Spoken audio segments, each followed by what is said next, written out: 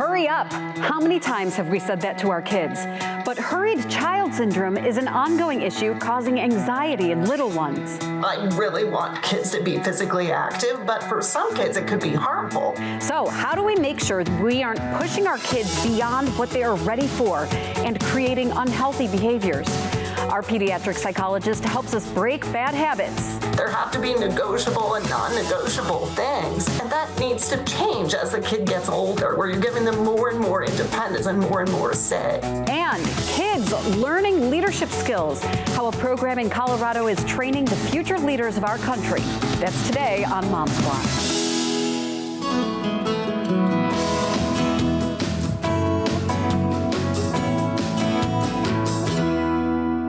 Hi everyone, I'm Maureen Kyle. Thanks for joining me on Mom Squad.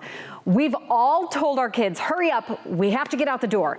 And the anxiety level then hits the roof. Well, a few weeks ago, a video was trending online. Maybe you saw it. It was showing a millennial mom versus a boomer mom. The boomer mom tells her grandchild to hurry up. The millennial mom says, you can't say that anymore. It was one of the many examples of how parenting has changed, but it brought up the term hurried child syndrome again. We were all talking about it behind the scenes here, and it turns out we're all misunderstanding the term. So we talked to Dr. Carolyn Ivers-Landis with University Hospitals about what exactly hurried child syndrome is and how to stop it. So hurried child syndrome. I've heard about it. It seems to be popping up a lot more in articles, and I'm seeing things on, Instagram talking about hurried child syndrome. If you could just start out by explaining what exactly is that?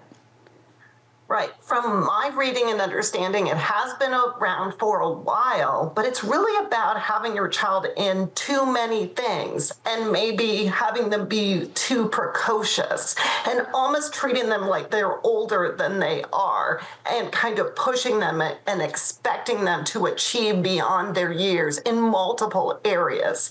That's kind of how I have seen it. Interesting. I mean, I was even just talking to friends and family this morning before we started our interview because we took part in some club sports tryouts, and every grandparent has mixed emotion about some of these club sports and having them be so young, doing so many activities. And we talked about, gosh, when I was in third grade, sports didn't even start yet. And now we have sports available for kids as young as 5 and 6 that are year round and just constant. What does that do to children? We think we're giving them the benefit of exercise and activities, but where does it start to be a place of detriment? Thought about that a lot, and I am a sleep expert, so I see children all the time who have sleep disorders. So I'm talking about this all the time with parents, and I think, as you would agree, there's like a wide extreme where some children are doing literally nothing, and then other children are involved in everything. So there's really this middle ground, but there's also these kids that are high energy, ambitious, they adore it. So I don't want parents to be like, well, you can only pick 1 or 2 things when their kid can literally do 5 things and they thrive and they do well. So part of this is knowing your child, and part of this is also you have to push some kids because they literally will do nothing, and some kids will do too much to their detriment. Right? And also some parents will push kids because they want them to achieve. So there's so many different angles to this. Yeah. Is there any sort of personality trait? I mean, is there any way to tell? Because as you're describing those 2 different kids, and I have 3, but I have 2 of those types. I have one that wants to be in everything and does everything, and she seems to thrive with it. And I have one where I'm kind of like, I don't know, am I pushing, does she want to do these things, or am I pushing her? So is there any way to tell what your child wants and needs as a young kid? Right. And, even from a very young age, I do love organized sports because, again, I'm a sleep psychologist. So I really want kids to be physically active. But for some kids, it could be harmful. For some kids, if the coach yelling, if the atmosphere of competitiveness is too much, they need to do something on their own. So I feel like a lot of this is observing your child, talking to your partner, other family members, and talking to your child and trying to work out a compromise and trying trying not to bash yourself with parental guilt, because I really felt when we were talking about Hurried Child that this is another way in which parents can feel like, oh, I'm a bad parent. I'm always on my kid trying to get them to do all this stuff, right? Yes, yes. It is hard. You know, what we hear about, gentle parenting and the way we should be talking to them. And then, I do want to bring this up because this is another part of where hurried child syndrome is getting this label of we are constantly hurrying them out the door, and the stress of, come on, we've got to go. We got to go do this, and then we're going to do this, and then we're going to do that. I'm seeing articles pop up saying that is setting them up for long-term mental health and anxiety. Is that true? And then, I don't know, we'll talk about, is it true? And then, like, how do we avoid that?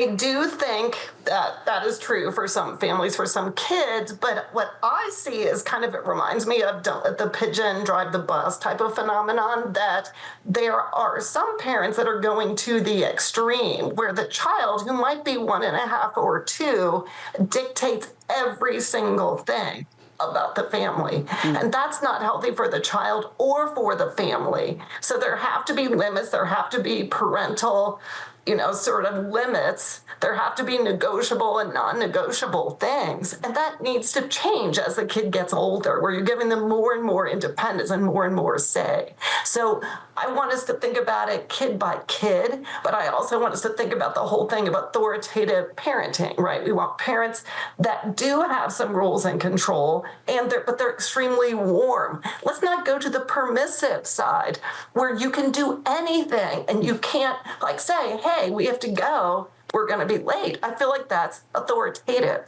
Mm-hmm. Okay, you're making me feel better because, like we were talking about before this interview, there's this, millennial mom versus boomer mom, where the boomer mom, this was a video that kept popping up on social media. The boomer mom says, "Come on, hurry up," and then the millennial mom jokes and says, "You're not allowed to say that anymore." And right. So this was one of the things that got all of us talking on this show was the kids, they don't always listen. And so then you try to be nice about it and give them the time limit. Hey, we got to go, 10 minutes, we got to go. And you get to the point where all of a sudden you're yelling, but now we're getting so much information about, you can't yell at your kids and you can't tell them to hurry up. So is that type of language, is that still falling under authoritative rather than anything that is like harming them and causing mental harm? Yeah. I think it's permissive, truthfully. I mean, think about it. Do not pander to your kids.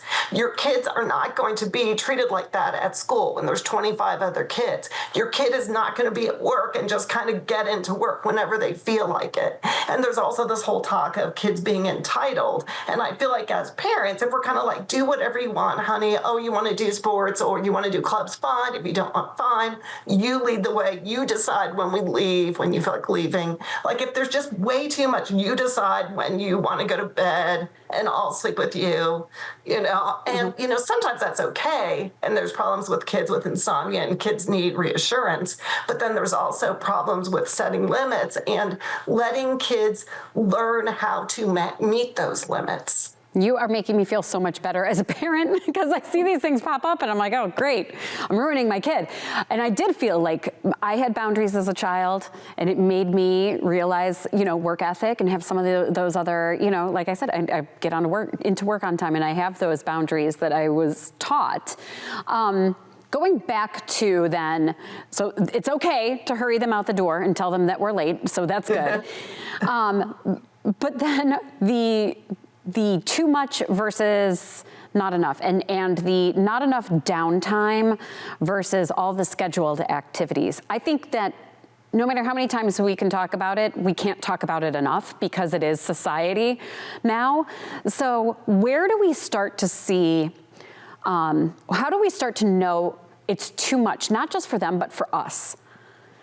No, thank you for that, because we don't have to do everything our child wants us to do, right? Like, let's say we're working full time. Maybe we don't have the energy or the time to do everything they want us to do. Maybe they do need to pick one or two or three things. I have some of the parents or some of the caregivers of the children I see are grandparents. I was just talking to a parent yesterday where the child wanted to go to Edgewater Park and walk around Shaker Lake and do all this stuff after school. And the grandparent was like, I don't know if I can do all that, even just driving them to all these places. Coming up, how hurried child syndrome might be affecting your child's sleep. Dr. Ivers-Landis explains some of the better habits to take on. Welcome back. Our kids are growing up and maturing faster than other generations. You can thank social media use or access to more information than ever before. But no matter what, it's considered hurried child syndrome, causing anxiety in certain children. We've been talking with a child psychologist, Dr. Carolyn Ivers-Landis, about how to address it. But first, I asked her the top signs that your kid is getting stressed out. To answer your question, I think we have to look at just really the top signs if a kid is overdoing it. So are they having headaches? Are they having stomach aches? Are they getting sick a lot? Are they having trouble sleeping? Are they avoiding going to school? What are they like on their time off? Are they just completely collapsing?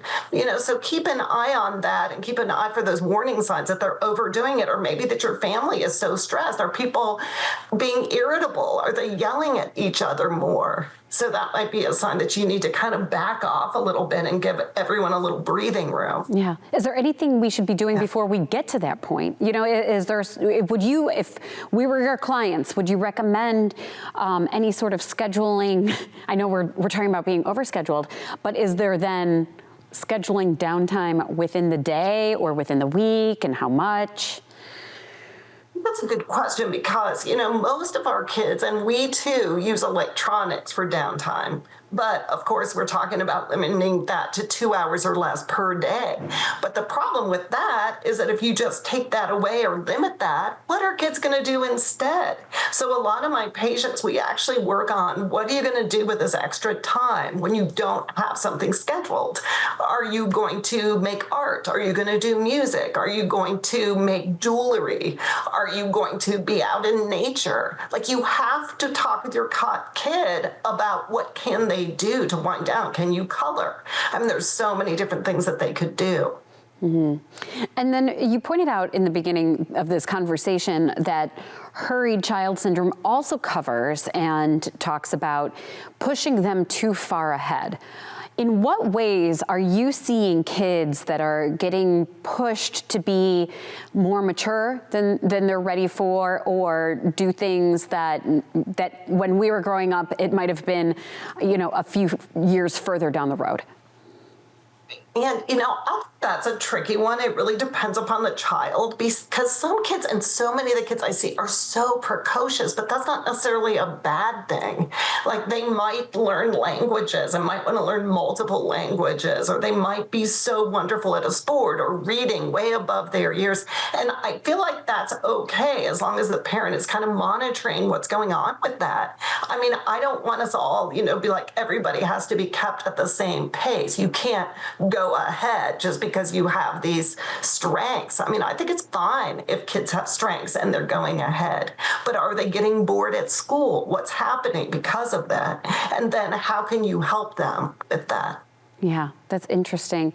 You talked about stomach aches, headaches, other things like that. What especially even with kind of like pushing them to do something that might be a little bit too mature, or something that an older kid would do, what other signs are we looking for that we need to pull back a bit? Well, obviously, hopefully your kid will tell you, but they might also just But they might not. Yeah. They might just want to please you too, right? Depending upon the type of kid it is. They might be doing it for you. So watch for, are they pulling back? Are they withdrawing? Are they just wanting to be in their room?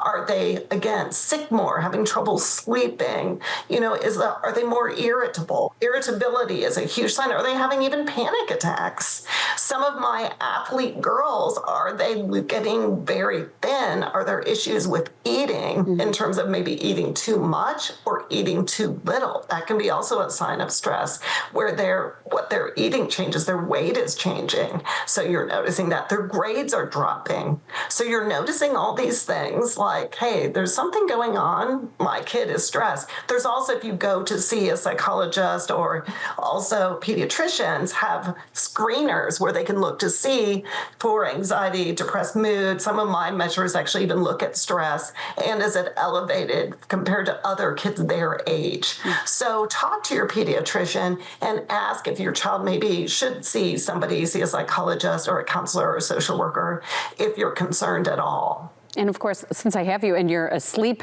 specialist here, what is the best recommendation you have? I mean, we are busy all day, stressed out all day.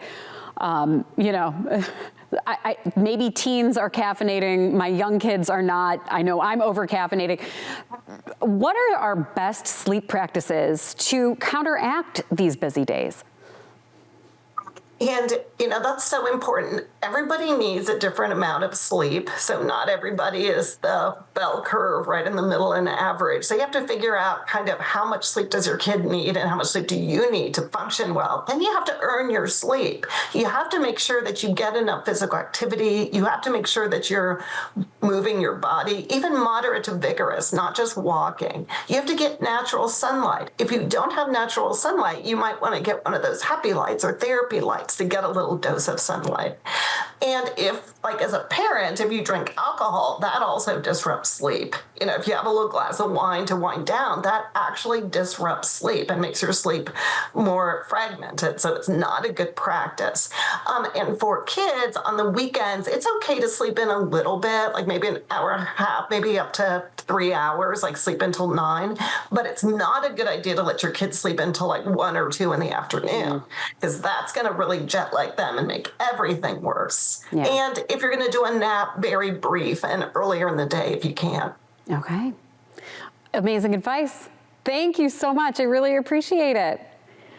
You and I just want everyone, you're doing your best. I just want to wave my magic wand to get rid of parental guilt, because we're all trying to do our best, right? Right. I know. That's one of the reasons I wanted to bring this up, is I felt so guilty when I was seeing, don't rush them out the door. Don't sign them up for all these things. So it's like, we're all doing it. And am I going to ruin my child? I think that's what we're all trying to figure out. And I don't think we are. I think we're going to pay attention to these cues and do what's right for our individual child. Exactly. All right. Dr. Landis, thank you so much. I really appreciate it. A huge thank you to Dr. Ivers-Landis. Coming up, teaching kids how to be leaders for the future. An organization in Colorado does it every year. We go inside the conference and see what skills they're learning. Coming off the election, kids need to realize they are the future leaders of this country. A leadership conference just outside of Denver was held around Election Day to teach the kids confidence and skills they need to lead. Byron Reed shows us what they did. I'm pretty sure they have a set of rules. Creating change takes teamwork. They have to make the longest paper chain, and I think they all have different rules. For high school senior Angelica Gallegos, it's a message she wants other teens to hear. Young people having a voice is so important, especially right now with everything going on. I think it's super important for kids to know they have a voice and know how to use their voice. Oh, I got it. Gallegos is a group leader for the Image Summit in Brighton, a leadership conference that's teaching students about local government and becoming active in their communities. Like, I've been to city council meetings, I've met with the mayor of Brighton, and this just helps me formulate my thoughts into words on how to talk to elected officials. Today, I had to wake up super early to get there. Gallegos made her voice heard I just turned 18 on the 2nd, so yeah. by casting her ballot for the first time.